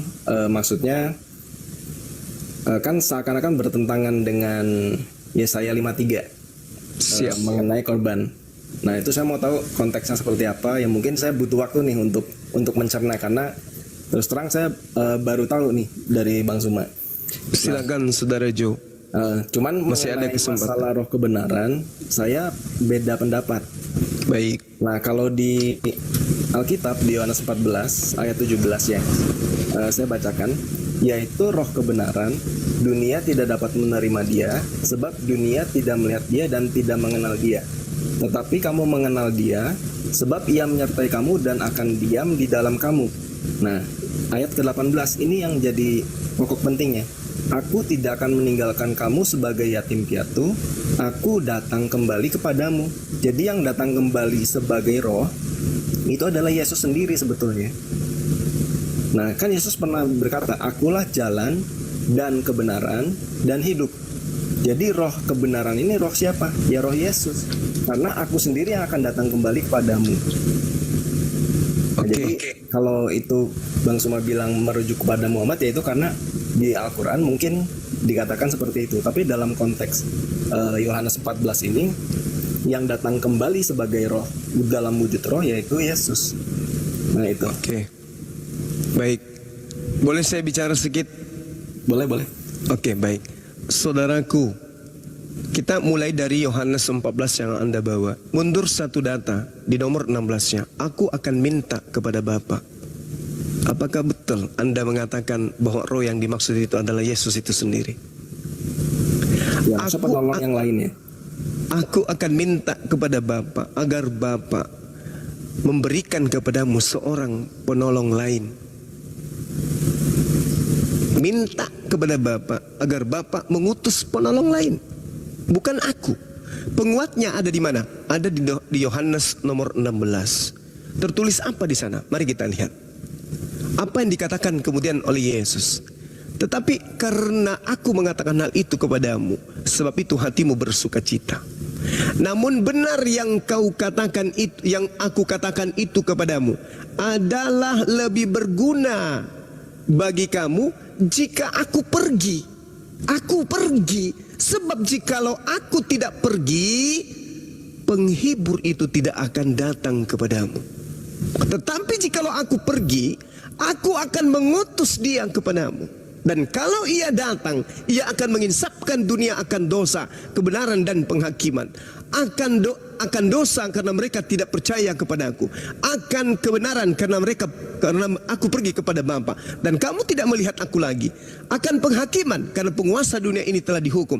Masih banyak hal yang harus kukatakan kepadamu, tapi sekarang kamu belum dapat menanggungnya. Tetapi apabila ia datang, yaitu roh kebenaran, ia akan memimpin kamu ke dalam seluruh kebenaran. Sebab ia tidak akan berkata-kata dari dirinya sendiri, tetapi segala sesuatu yang didengarnya itulah yang dikatakannya. Dan ia akan memberitakan hal-hal yang akan terjadi di masa akan datang. Satu hal yang ingin saya katakan kepada saudara. Ketika Yesus mengatakan, sebab ia tidak akan berkata-kata dari dirinya sendiri, tetapi segala sesuatu yang didengarnya, itulah yang akan dikatakannya. Dan ia akan memberitakan kepadamu hal-hal yang akan datang. Saya ingin tahu dari saudara, apakah Anda yakin bahwa di dalam kitab saudara 4 kitab kanonik, Kisah Para Rasul, Petrus 1, Petrus 2, 14 buku buatan dari Paulus, itu tidak semuanya ucapan Roh Kudus. Tidak semua ucapan Yesus. Yang ucapan Yesus hanya tinta merah. Betul? Oh, maksudnya ucapan Yesus secara langsung. Iya. Betul ya? Iya. Ya, selain daripada tinta merah itu adalah kata pengantar, betul? Iya. Oke. Yesus mengatakan dia tidak akan berkata-kata dari dirinya sendiri. Masya Allah. Adindaku barakallah fik. Subhanallah. Dia tidak akan berkata-kata dari dirinya sendiri. Sebab apa yang didengarnya? Terlambat. Telat. Sebab apa yang didengarnya, itulah yang akan dikatakannya. Coba. Sekarang ketika ada perkataan di kitab saudara bahwa ada tertulis dia mati terkutuk. Apakah itu adalah perkataan yang didengarkan Paulus dari roh kebenaran, atau itu adalah tulisan Paulus sendiri?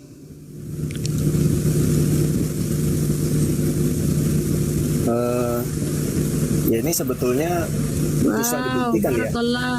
Iya. Ya salah khair. Maksudnya kan orang Kristen mempercayai bahwa walaupun itu tulisan rasul, bahwa itu diilhamkan oleh Roh Kudus gitu. Jadi ya kita harus mempercayai bahwa itu memang berasal dari Roh Kudus gitu loh Bang. Oke. Kalau itu berasal dari Roh Kudus, kenapa kemudian Paulus ini selalu berpendapat? Ya maksudnya gini, misalkan dari perkataan Yesus sendiri, Yesus berkata waktu berdoa di Taman Getsemani, kalau bisa tawar ini lalu daripadaku kan. Berarti Yesus itu tahu bahwa tugasnya dia itu dari Bapa itu adalah, cawan itu kan berbicara mengenai penyaliban. Nah jadi Yesus sendiri udah tahu bahwa tugasnya adalah itu. Tapi bukan atas kehendakku kan? Ya, bukan tapi atas kehendak Bapa yang terjadi. Betul? Kehendakmu yang jadi. Berarti cawan penyaliban itu kan kehendak Bapa sebetulnya. Kehendak Bapa. Nah sekarang kehendak Bapa, mau ndak dia menggantikan orang fasik ini sebagai pengganti orang yang jujur? Nah,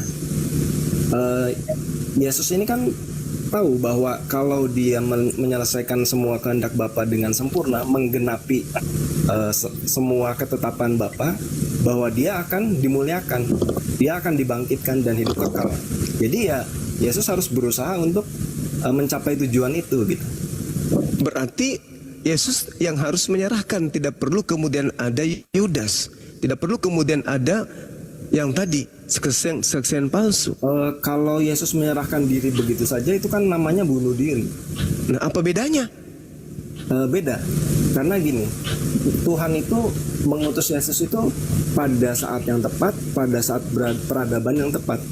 Jadi bangsa Romawi itu sudah mengenal istilahnya apa ya, peradilan yang sangat baik gitu. Bahkan sampai sekarang masih dipakai hukum-hukum Romawi itu di sistem peradilan kita. Oke, jadi baik. Yesus itu mau membuktikan bahwa aku ini tidak bersalah secara pengadilan. Nah gitu.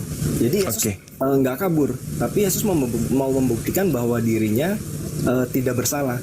Kalau Yesus kabur malah makin kacau. Nanti murid-murid sama polisi Romawi ini bisa perang gitu loh. Jadi cara yang terbaik ya menyerahkan diri, maksudnya tapi harus dibuktikan bahwa dia bersalah secara hukum. Nah masalahnya kan Yesus tidak bersalah, tapi karena tekanan massa oleh imam Farisi ini yang menuntut bahwa Yesus disalibkan gitu. Nah jadi lalu bagaimana dengan pernyataan Amsal tadi? Amsal yang orang fasik itu? Iya. Amsal 21 ya. Amsal 21 nomor 18, Amsal 11 nomor 8. Itu kan data yang harus kita pertimbangkan. Orang benar diselamatkan dari kesusahan, kesukaran, lalu orang fasik menggantikannya. Mana tadi Amsal 21 ayat 18 ya? Iya, dan Amsal 11 nomor 8. Jadi gini, yang saya kebayang ya tentang ayat ini, gambaran yang saya dapat secara singkat nih ya, kan saya terus terang baru tahu nih ayat ini. Di Mamat kan ditulis bahwa korban tebusan itu harus tak bercela, korban hewan. Jadi harus benar-benar prosesnya, pemotongannya nggak boleh ada cacat gitu. Nah kalau di dalam diri Yesus itu tak bercela itu artinya dia harus berhasil menggenapi seluruh ketetapan Bapa. Jadi manusia ini manusia suci, tak bercela gitu. Nah kenapa harus manusia tak bercela yang dikorbankan? Karena hanya manusia tak bercela saja yang layak untuk dibangkitkan. Nah justru Amsal 21 ayat 18 ini justru nggak benar kalau orang fasik dipakai sebagai tebusan bagi orang benar, dan pengkhianat atau misalnya Yudas lah dipakai sebagai ganti orang jujur. Kenapa? Karena justru kalau yang dipakai sebagai yang korban tebusan itu orang berdosa, dia nggak akan layak dibangkitkan, justru dia jadi tumbal gitu. Tapi kalau Yesus karena dia orang benar, dia bukan tumbal, tetapi dia akan dibangkitkan oleh Tuhan. Dia layak untuk dibangkitkan karena dia orang benar. Itu yang saya tangkap secara singkat ya dari ayat ini. Oke, jadi menurut saudara, penebusan dosa itu wajib hukumnya menggunakan manusia gitu ya? Iya, karena untuk menggenapi kutukan di Taman Eden secara sempurna itu harus manusia yang mati, ya gitu. Oke, boleh ndak Anda tunjukkan kepada saya bahwa Adam itu mewariskan dosa kepada manusia? Dosa waris itu tidak ada. Yang diwariskan itu kutuk kematiannya, Bang. Loh, bagaimana ceritanya Anda mengatakan ada kutuk kematian? Jadi maunya sudah kalau kita jadi dosa, manusia akan mati. Karena sebelumnya kan manusia itu diciptakan abadi. Di mana itu dalilnya? Dalil apa tuh? Dalil bahwa Adam diciptakan abadi di Eden. Ya karena setelah makan itu akan mengalami kematian, kan tadinya berarti abadi dong kalau bisa mengalami. Jadi gini, Bung, kalau Tuhan menginginkan keabadian, kenapa kemudian Tuhan mengatakan di dalam kitab yang Anda gunakan bahwasanya Tuhan dengan cekatan kemudian melindungi pohon kehidupan kekal agar supaya Adam tidak menyentuh itu. Sebab kalau Adam menyentuhnya, maka Adam akan hidup kekal sama seperti Tuhan. Kalau Tuhan gimana? Itu kan kondisi setelah Adam jatuh ke dalam dosa. Jadi kalau udah jatuh ke dalam dosa, makan pohon dari pohon kehidupan kan dia jadi kekal, jadi Tuhan nggak mau itu terjadi gitu. Hanya boleh orang yang kudus. Kekal itu adalah orang yang tidak berakal gitu. Orang yang Tidak tahu baik buruk. Baik buruk itu sebetulnya Tuhan itu udah menciptakan Adam dan Hawa itu mengetahui baik buruk. Hanya pemahamannya dia belum mengerti bahwa kalau melanggar perintah Tuhan itu adalah perbuatan buruk gitu. Kalau begitu kenapa Adam nggak tahu kalau dia telanjang, kalau dia sudah tahu baik buruk? Nah, dia tuh apa ya? Karena ada rasa bersalah, jadi ketelanjangan itu ya mungkin jadi apa ya? Jadi alasan buat dia gitu. Kan dia lari apa namanya? Karena merasa berdosa, merasa bersalah waktu mendengar suara langkah. Saya nyebutnya langkah Yesus ya, karena yang berhubungan dengan manusia itu pasti Yesus. Mendengar suara langkah Yesus tuh di Taman Eden, dia takut bersembunyi. Waktu Yesus bilang, apa yang kamu, kenapa kamu bersembunyi? Nah, ini Anda menghujat, Bung. Anda menghujat kitabnya Yahudi kalau begitu. Bagaimana mungkin kitabnya Yahudi yang begitu suci menurut dia, Anda selipkan anak Maria ke sana jalan di Eden, ditertawakan juga kita sama mereka. Ya karena dia tidak menerima Yesus sebagai bukan menerima Yesus sebagai juru selamat, apa ya? Bagaimana bisa Anda mendudukkan? Sebenarnya jelas di Amsal 8 bahwa Yesus itu diciptakan, ada sosok Yesus gitu, dan dia dibentuk. Sebenarnya di kitabnya sendiri ada, tapi karena mereka, waduh, ini kalau ada teman kita dari praktisi Torah ini kita habis di sini. Masakan Yesus ada di Taman Eden? Ya, Malak Yahweh itu juga Yesus yang datang ke mengunjungi Abraham.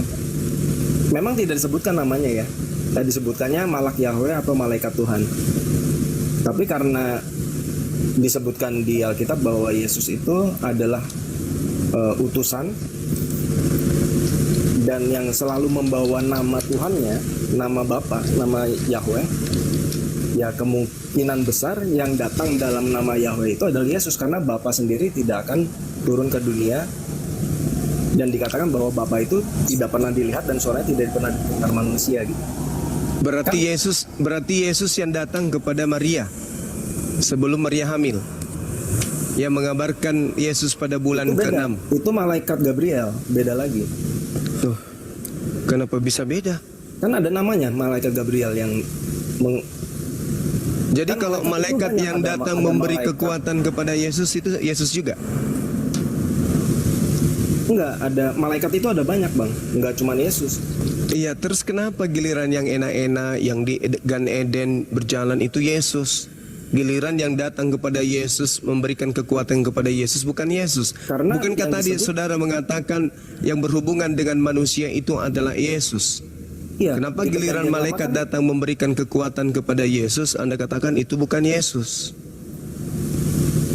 Yang memberikan kekuatan ke Maria kan dijelaskan bahwa yang datang itu malaikat Gabriel. Yang memberi kekuatan kepada Yesus. Yang memberi kekuatan kepada Yesus? Iya kan malaikat. Malaikat, Bung. Yang di mana ya? Yang di dalam kitab Anda kok ada? Bagaimana kemudian malaikat dalam Lukas 22:43 ya, seorang malaikat dari langit menampakkan diri kepada Yesus dan memberi kekuatan kepada Yesus. Ini tidak sebut nama. Berarti Yesus juga ini yang datang kepada Yesus. Ya, Barakallah paduka. Jazakallah khair. Bukan, kalau itu memang malaikat. Dari mana Anda bisa tahu? Dari mana Anda bisa tahu bahwa ini malaikat bukan Yesus? Kan tadi saudara mengatakan sudah dari dunia, nggak mungkin Yesus lagi dong. Pasti malaikat lain. Ini kan yang Yesus jasmani yang tadi. Jasmani Yesus. Lahir. Maksudnya yang setelah lahir dari rahim Maria. Lalu yang di Eden ini lahir dari mana? Nah, Yesus itu, keberadaan Yesus itu sudah ada sebelum langit dan bumi diciptakan. Iya kan tadi sudah sebelum diciptakan oleh Bapa, sebelum langit dan bumi diciptakan di Amsal 8 ayat 22. Waduh, habis kitabnya orang Yahudi Anda pretel untuk Yesus. Ya, tapi kan kenyataannya begitu dikatakan. Loh, kenyataan gimana? Amsal 8 ayat 22. Apa yang dituliskan di sana? Itu berbicara Salomo itu, Bung. Nggak mungkin, masa Salomo diciptakan sebelum langit dan bumi? Apa bedanya diciptakan? dengan Yesus? Ya karena Yesus diciptakan sebagai ciptaan Anda, yang pertama. Anda sebagai ternyata sesuai sakit wahyu. juga. Sekarang saya tanya sama Anda, tua mana Salomo dengan Yesus? Ya kalau melihat Yesus setelah lahir dari Maria, ya tua Salomo. Tapi kalau lihat Yesus sebagai ciptaan Bapa yang pertama, itu ya tua Yesus. Dari mana Anda mengatakan Yesus itu ciptaan yang pertama? Siapa yang ngajarin Anda? Wahyu 4. Wahyu 4 berarti Markus. Permulaan ciptaan Kenapa Allah. ndak Yesus yang ngajarin seperti itu? Apanya? Kenapa bukan Yesus yang mengajarkan itu? Kenapa harus Markus yang ngajarin Anda?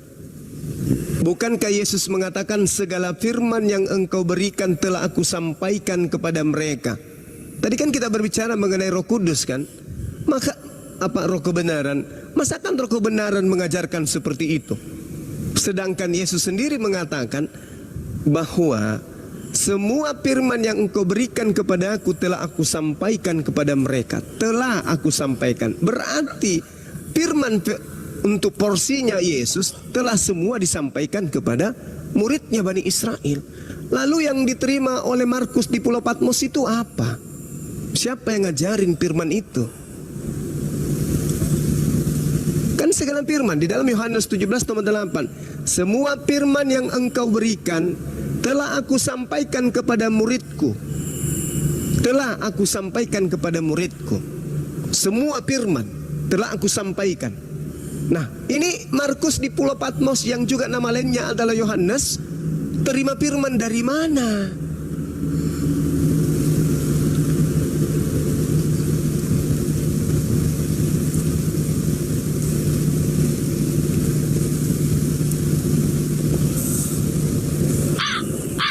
Mana Jo? Hah? Ya? Oh udah ya. Ya maksudnya gini. Semangat Bang. Kalau tidak mengakui itu sebagai firman ya susah ya saya bilangnya ya. Bahwa Yesus sebagai permulaan ciptaan. Di Kolose juga dikatakan bahwa Yesus itu adalah yang sulung dari segala yang diciptakan. Nah, Bukan Yesus sebenarnya, Bung. Kalau kita mau jujur, yang dimaksud di situ bukan Yesus, yang dimaksud di situ adalah firman. Tuhan mengawali semua ciptaannya itu dengan firman, perkataan. Contoh, ketika Tuhan masih sendiri nih, sendiri, gak ada makhluk. Bagaimana cara Tuhan kemudian mengadakan makhluk? Dengan berfirman. Makanya di dalam Yohanes 1 nomor 1 coba Anda lihat. Pada mulanya adalah firman. Ada nggak Yesus di situ? Enggak. Kok bisa dikatakan Yesus pada mulanya firman? Ya, karena di dalam data nomor 14-nya firman itu telah menjadi daging. Pada mulanya firman. Maka segala sesuatu yang diciptakan itu dari firman. Yohanes 1 nomor 3. Dari dia semua terjadi. Dari dia siapa? Firman. Mari kita buktikan. Masya Allah Dinda. Kita Masya buktikan. Allah. Apa itu? Oh elang. Burung hantu. Allah Nah, kita buktikan. Kita buktikan di dalam apa yang tertulis ketika Mazmur 33 nomor 9. Sebab Tuhan memberi perintah. Coba. Sebab Tuhan memberi perintah, maka semuanya ada. Tuhan memberi perintah, Maria, hamillah engkau. Itu pada mulanya adalah firman. Matahari, jadilah engkau. Maka dikatakan dia adalah permulaan ciptaan. Apa itu? Firman. Bukan Yesus. Yesus itu nanti tercipta pada saat ibunya diperintahkan hamil. Jadi yang keluar dari mulut Tuhan itu bukan Yesus. Yang keluar dari mulut Tuhan itu adalah firman. Maka pada mulanya adalah firman. Firman itu bersama-sama dengan Theos. Dan firman itu adalah Theos. Sifat yang ada pada diri Tuhan. Kemampuan berkata-kata pada diri Tuhan. Itulah yang kemudian bekerja sehingga Yesus itu ada. Maka ketika ada konsep firman sama dengan Yesus, maka Anda digiring untuk memahami bahwa Yesus itulah pada mulanya segala sesuatu. Padahal bukan begitu. Pada mulanya Maria hamil, pada mulanya janin ada di perutnya, pada mulanya kemudian dia ngidam, pada mulanya kemudian dia melahirkan, itu semuanya berasal dari firman, kehendak. Makanya Yesus dalam Yohanes 8 nomor 42, aku datang bukan atas kehendakku. Berarti dia bukan firman, tetapi dia adalah makhluk yang bermula dari kehendak. Kehendak Tuhan untuk supaya menjadi ciptaan harus berfirman. Jadilah terang, jadilah ini, jadilah itu. Innama amruhu idza arada syai'an ayyaqula lahu kun fayakun. Mazmur 33 nomor 9, Yesaya 55 nomor 11. Tuhan memberi perintah, maka semuanya jadi. Tuhan memberikan arahan, maka semuanya ada. Cukup mengatakan jadi, kun fayakun. Yesus dari mana dia? Pada mulanya dia adalah permulaan ciptaan? Tidak. Cobalah beragama kita pakai akal sedikit. Jangan muluk-muluk iman. Yesus kalau dikatakan permulaan ciptaan berarti Yesus yang pertama ada. Maka Anda mengatakan Yesus datang ke Adam, Yesus datang kepada Musa, Yesus datang kepada, itu pola yang Anda bangun sendiri dari keterjebaknya Anda dari konsep yang ada di Roma dan Yunani. Yesus itu nanti ada ketika ibunya ngeden. Sebelum ibunya ngeden, Yesus belum ada, dia masih ada di rahim. Jadi yang pada mulanya itu adalah firman. Firman yang pada mulanya itu ada. Karena Yohanes ingin menceritakan tentang adanya Yesus yang akan datang jadi daging, maka dia memulai suratnya dengan mengatakan pada mulanya adalah firman. Firman itu bersama-sama dengan Tuhan dan firman itu adalah Tuhan. Masya Allah, sahabat khusus. Apa itu? Kucing. Nah, pada mulanya adalah firman. Firman itu bersama-sama dengan Tuhan. Tuhan itu ada, firman itu adalah Tuhan. Selesai di situ. Ada Yesus? Enggak ada.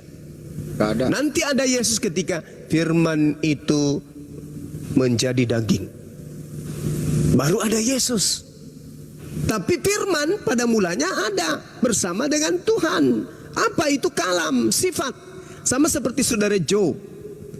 Pada mulanya adalah suara. Pada mulanya adalah mulut. Mulut itu bersama-sama dengan Joe. Dan mulut itu adalah Joe. Mulut itu menjadi daging, menjadi nasi. Itu nggak mungkin. Nggak mungkin. Jadi yang menjadi nasi itu adalah kalimat yang keluar dari mulut Joe. Maka nasi yang ada di piring dikatakan, nasi ini pada mulanya adalah perkataan.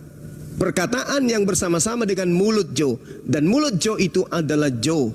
Tetapi bukan mulut Joe yang nusul menjadi nasi.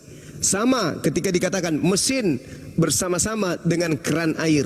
Pada mulanya keran air adalah mesin, dan pada mulanya keran air bersama-sama dengan mesin, dan keran air itu adalah mesin. Ketika kemudian keran diputar, yang keluar dari keran bukan keran, tetapi yang keluar adalah air. Sama dengan Yesus.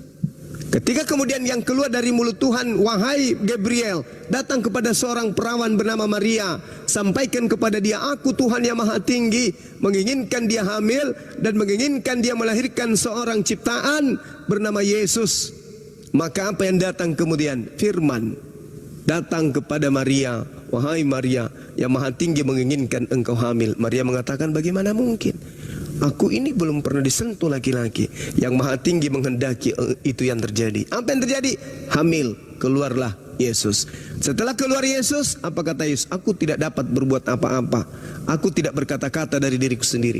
Jadi kalau dia adalah sang firman, kenapa dia masih menerima firman? Kenapa dia tidak bisa berkata-kata dari dirinya sendiri? Bukankah dia firman itu sendiri? Kenapa dia tidak bisa berbuat apa-apa? Kenapa dia tidak bisa berkata apa-apa dari dirinya? Dan kenapa dia mengatakan aku datang bukan atas kehendakku?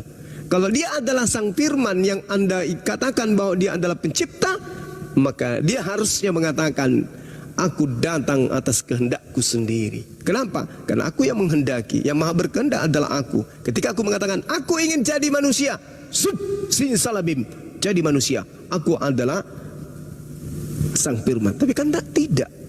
Aku datang bukan atas kehendakku. Artinya dia bukan sang firman. Jadi sangat keliru saudaraku ketika saudara mengatakan Amsal 8:22 adalah Yesus. Itu adalah hikmat Salomo. Adalah salah besar ketika saudara mengatakan dia yang datang pada saat Adam di Jannah atau di Eden. Anda keliru besar. Tolong diresapi lagi itu. Mudah-mudahan ada hikmah di balik diskusi kita ini untuk menjadi edukasi baik untuk diri saya sendiri maupun untuk sahabat-sahabat muslim yang ada di bawah. Terima kasih kepada Dinda Hans dan semuanya, Dinda Jo juga, saudara-saudara yang lain. Pokoknya semua yang telah mendukung acara ini kecuali host. Ya, demikian.